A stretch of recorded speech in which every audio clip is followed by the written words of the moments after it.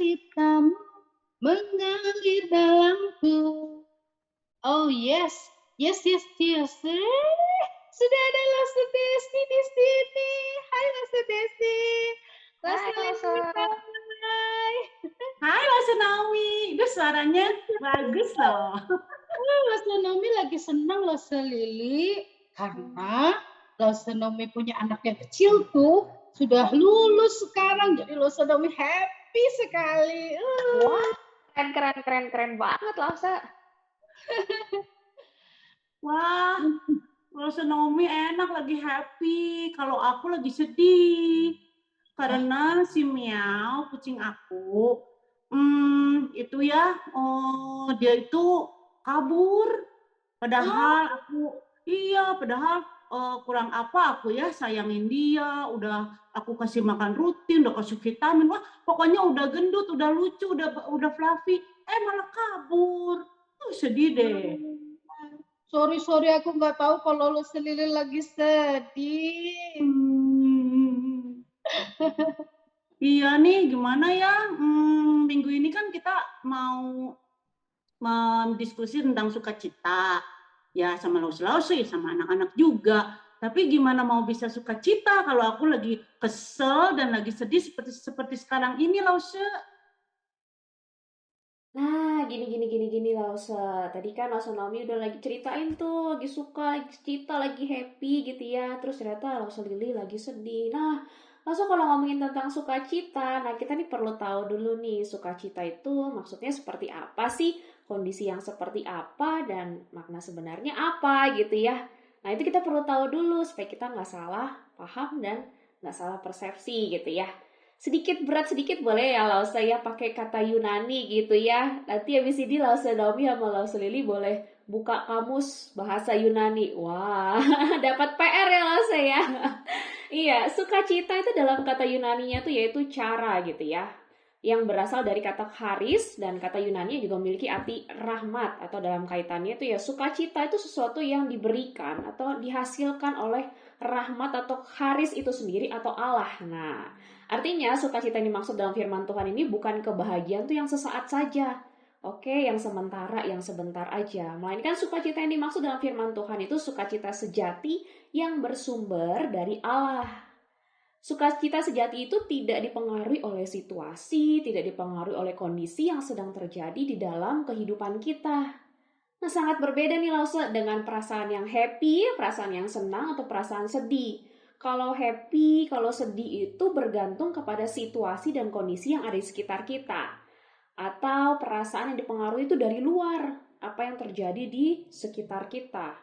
Happy atau senang itu sesuatu yang membuat kita tuh puas, lega, tetapi sifatnya itu hanya sesaat aja, cuman sebentar aja gitu. Nah, ini contoh sederhana ini Lause ya. Waktu saya lagi asik bermain gitu, lagi asik main, saya sangat senang sekali menikmati permainan itu. Tapi pada saat yang sama juga mama saya tuh panggil, ayo Desi, kerjakan pekerjaan rumah, menyapu rumah. Nah pada saat itu, rasa senang itu menjadi hilang dan berganti menjadi rasa kesal. Simpelnya gini loh, sukacita sejati itu tidak dipengaruhi oleh situasi atau kondisi apapun. Sedangkan ya, perasaan senang atau perasaan sedih itu dipengaruhi oleh situasi dan kondisi yang sedang terjadi di sekitar kita, dalam kehidupan kita. Gitu loh, Oh, gitu ya Lose Desi ya. Jadi kayak happy atau sedih itu selalu dipengaruhi dari situasi atau lingkungan kita di sekeliling kita ya. Iya, Tapi benar loh, kalau apa namanya sukacita sejati itu memang datangnya pasti dari Tuhan gitu ya Lose Desi ya. Iya, benar sekali lah, Naomi. Tapi Lause Desi gimana dong kita bisa merasakan sukacita ya sementara kondisi seperti contoh seperti aku deh, kondisinya kan lagi kesel dan lagi sedih. Gimana nih? Iya, Lasa. Kita sama-sama mau lihat nih dalam firman Tuhan ya. Seperti dalam Roma 12 ayat 12 itu berbunyi seperti ini. Bersukacitalah dalam pengharapan, sabarlah dalam kesesakan, dan bertekunlah dalam doa. Kemudian di dalam Filipi 4 ayat 4 berbunyi, bersukacitalah senantiasa dalam Tuhan, sekali lagi kukatakan bersukacitalah. Nah, ayat-ayat ini dalam Roma 12 maupun Filipi 4 ini ayat yang berisi sebuah ajakan, anjuran, himbauan kepada setiap orang percaya untuk tetap bersukacita dalam keadaan apapun. Nah, bersukacita di sini tuh bukan berarti waktu kita senang ya, kita senang-senang waktu keadaan lagi nggak oke, lagi sedih. Kayaknya sulit ya ya. Lagi sedih terus kita langsung senang-senang gitu ya. Enggak, maksudnya enggak kayak gitu. Tapi maksudnya adalah dalam keadaan susah, menderita, dalam problem yang besar atau masalah tertentu, kita tetap dapat meresponinya dengan sabar, dengan tidak emosi, dan kita meresponinya dengan baik. Nah, sukacita sejati itu harusnya itu tetap dapat membawa kita memiliki damai sejahtera tatkala hidup kita tuh sedang gak baik aja. Tatkala hidup kita tuh sedang banyak pergumulan, tatkala hidup kita lagi gak oke. Nah, kalau dari tadi tanyain bagaimana sih kita tetap dapat bersukacita dalam kehidupan kita? Ingatlah akan kebenaran firman Tuhan seperti tertulis dalam Yohanes 15 ayat 11 yang berbunyi demikian. Semuanya itu kukatakan kepadamu supaya sukacitaku ada di dalam kamu dan sukacitamu menjadi penuh. Lalu Allah sendiri yang memampukan kita untuk kita tetap dapat bersukacita. Sukacita dalam Yesus itu bersifat permanen. Dia nggak akan pernah hilang bagi setiap kita orang yang sungguh-sungguh percaya kepada Dia.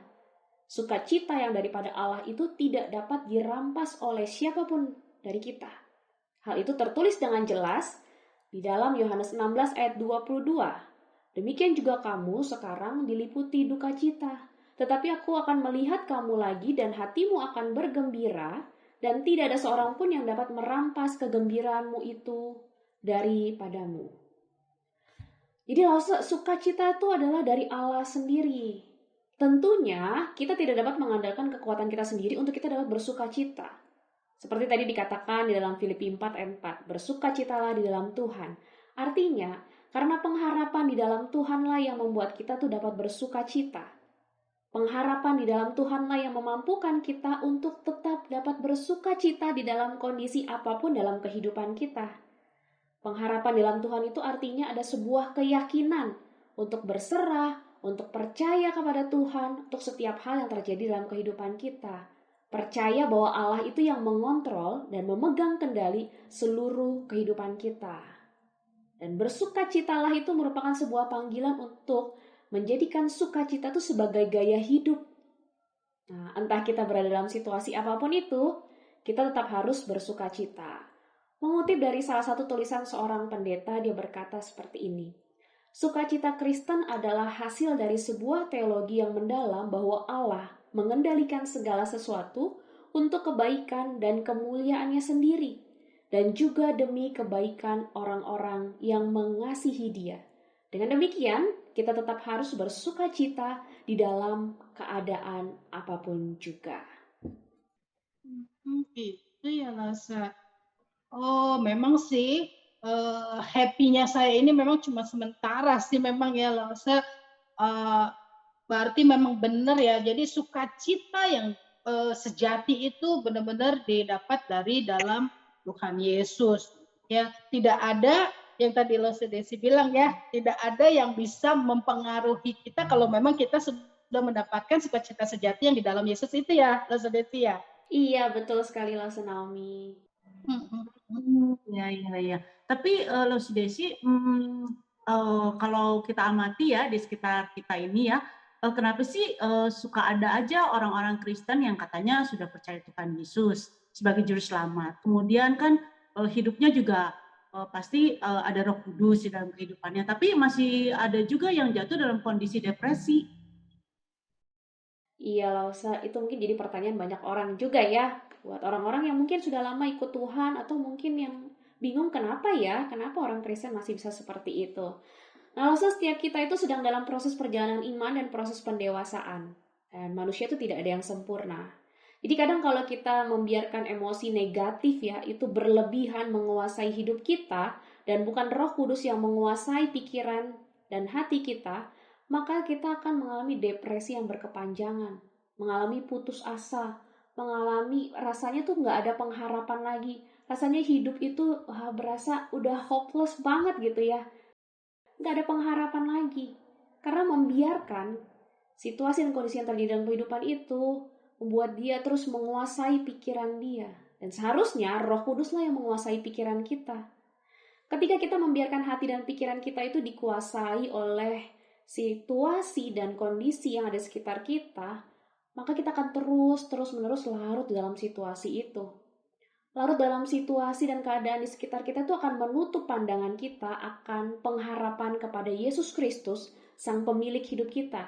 Dan hidup yang dibiarkan dikuasai oleh situasi itu dapat membuat kita melihat masalah hidup kita tuh sangat besar. Padahal, seperti kita tahu Allah kita tuh jauh lebih besar dari masalah dalam kehidupan kita. Nah, Roh Kudus itu telah diberikan bagi setiap kita orang-orang percaya untuk membimbing, untuk menolong, untuk mengingatkan, untuk menghibur. Oleh karena itu kita harus membiarkan Roh Kudus itu bekerja dan menguasai hati dan pikiran kita. Sehingga fokus dari pandangan kita itu akan terus tertuju kepada Yesus Kristus. Hati yang dikuasai oleh Roh Kudus akan membawa kita melihat segala sesuatu dari kacamatanya Tuhan. Kalau kita melihat ya dalam perjalanan kehidupan para rasul, kita dapat melihat bagaimana perjalanan pelayanan mereka. Rasanya ada begitu banyak tantangan, ada begitu banyak godaan, ada begitu banyak hal-hal yang gak mudah untuk dilalui, yang mungkin bisa membuat mereka depresi, kesal, marah, capek, lelah. Tapi di balik setiap hal yang dihadapi, mereka tetap mau bersukacita untuk setiap pelayanan yang mereka lakukan. Kenapa mereka bisa tetap bersukacita? Tentunya itu terjadi ketika mereka membiarkan Roh Kudus bekerja dalam kehidupan mereka. Ketika mereka membiarkan Tuhan yang terus memimpin kehidupan mereka. Mereka tidak fokus dengan apa yang terjadi di sekeliling mereka. Tapi yang mereka fokuskan adalah pandangan yang tertuju kepada Kristus. Pelayanan yang dilakukan untuk kemuliaan bagi Kristus. Kalau kita ingat juga nih loh dalam perjalanan pelayanan dari seorang yang bernama Paulus. Wah, siapa Paulus? Tentunya seorang tokoh yang sangat terkenal gitu ya. Dalam 2 Korintus 12 ayat 9, Paulus berkata, "Cukuplah kasih karuniaku bagimu, sebab justru dalam kelemahanlah kuasaku menjadi sempurna. Sebab itu terlebih suka aku bermegah atas kelemahanku, supaya kuasa Kristus turun menaungi aku." Paulus pun dalam perjalanannya menghadapi begitu banyak hal, tapi dia tahu dengan pasti apa yang dilakukan ini untuk Tuhan. Dan dia tahu dengan pasti dalam perjalanan kehidupan dia ke depannya, ada Roh Kudus yang senantiasa akan menuntun dia, akan menolong dia. Dia memberikan dirinya untuk hidupnya dikuasai oleh Roh Kudus. Dia memberikan hati dan pikirannya untuk dikuasai oleh Tuhan sendiri. Sehingga pada akhirnya pandangan dia tetap terus tertuju kepada Allah. Seringkali kenapa orang itu jadinya gagal gitu ya. Gagal untuk bisa melihat kehidupan ini dari sudut pandang Tuhan. Gagal melihat dan memahami Roh Kudus yang sedang bekerja dalam kehidupan dia. Karena seringkali matanya tertuju kepada dirinya sendiri. Matanya tertuju kepada agenda pribadi. Kurang peka dengan Roh Kudus yang sebenarnya terus-menerus bekerja dan berkarya dalam kehidupan dia. Hati dan pikiran yang dikuasai oleh hanya kepentingan diri sendiri, oleh situasi dan kondisi, mengaburkan, memblurkan pandangan kita yang seharusnya tertuju kepada Kristus. Oleh karena itu, mari kita terus membiarkan Roh Kudus itu menguasai pikiran dan hati kita, sehingga kita mampu menghadapi berbagai hal dalam perjalanan kehidupan kita. Gitulah, Ustaz. Ya. Jadi kalau begitu, Lause, syarat utama untuk kita bisa senantiasa bersukacita itu berarti kita harus fokus tinggal di dalam Kristus, begitu ya, Lause? Iya, benar banget Lause Lili. Seperti yang tadi di awal saya sampaikan ya, dalam Yohanes 5 ayat 10-11 yang tertulis, "Jikalau kamu menuruti perintahku, kamu akan tinggal di dalam kasihku. Seperti aku menuruti perintah Bapakku dan tinggal di dalam kasihnya. Semuanya itu kukatakan kepadamu supaya sukacitaku ada di dalam kamu dan sukacitamu menjadi penuh." Orang yang hidupnya semakin dekat kepada Tuhan, melekat dengan Tuhan, akan memiliki sukacita. Kenapa? Karena Tuhan Yesus itu adalah sang sumber sukacita itu sendiri. Sukacita itu akan diberikan bagi setiap orang-orang yang sungguh-sungguh percaya kepada Dia. Sukacita itu adalah salah satu buah roh, salah satu buah dari pekerjaan Roh Kudus. Seperti tertulis dalam Galatia 5 ayat 22, tetapi buah roh ialah kasih, sukacita, dan seterusnya ya Lause ya. Dalam surat Galatia ayat 5 pasal 5 ayat 16 sampai 26 ini Paulus membahas tentang dua pilihan hidup. Ya, hidup menurut daging atau hidup menurut roh. Setiap orang percaya harus memilih untuk hidup dipimpin roh atau hidup menurut daging. Nah, lalu orang yang hidupnya dipimpin oleh roh itu akan mendapatkan sebuah kekuatan dalam perjalanan kehidupan mereka. Orang yang hidupnya dipimpin roh itu akan menghasilkan buah roh. Dan hanya orang yang hidupnya dipimpin oleh roh yang dapat merasakan sukacita sejati. Contohnya nih Lausa, orang yang memiliki sukacita sejati atau orang yang hidupnya dipenuhi oleh sukacita sejati itu sendiri tidak mudah tersinggung atau marah. Nah, kalau ada biasanya ini, kalau kita udah kerja bareng gitu ya, satu kelompok, satu tim, pasti ada tuh mungkin yang bikin kesel, bikin jengkel gitu ya. Tapi orang yang memiliki sukacita sejati tidak mudah tersinggung dan tidak mudah marah.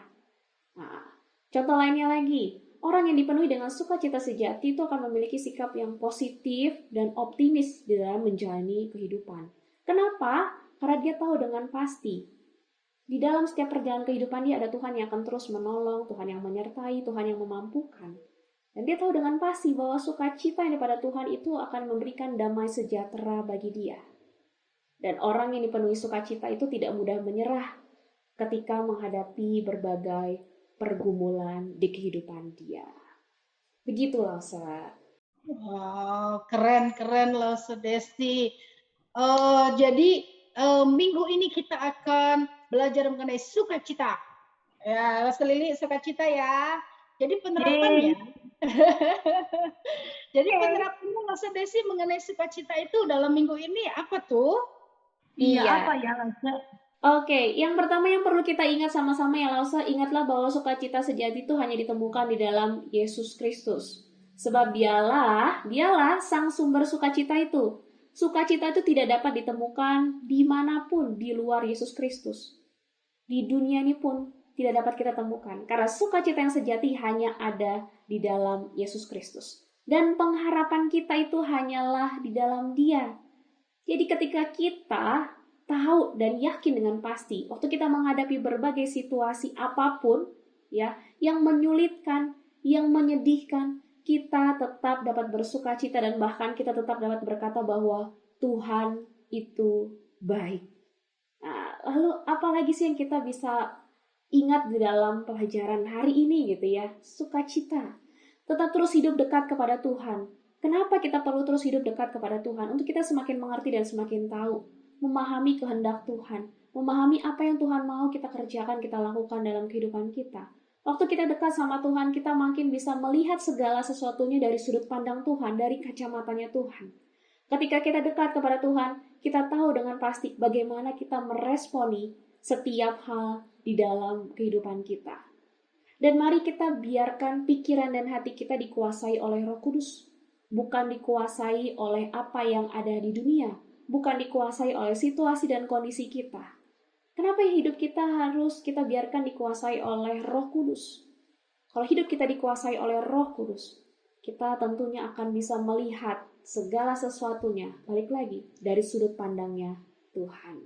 Dan ingatlah, buah Roh Kudus, yaitu sukacita yang ada pada kita, hendaknya itu turut boleh menjadi berkat bagi banyak orang juga. Gak cuma kita nikmati sendiri, dan gak cuma kita sendiri yang merasakan sukacita sejati itu. Tapi boleh kita bagikan juga kepada orang-orang yang ada di sekeliling kita.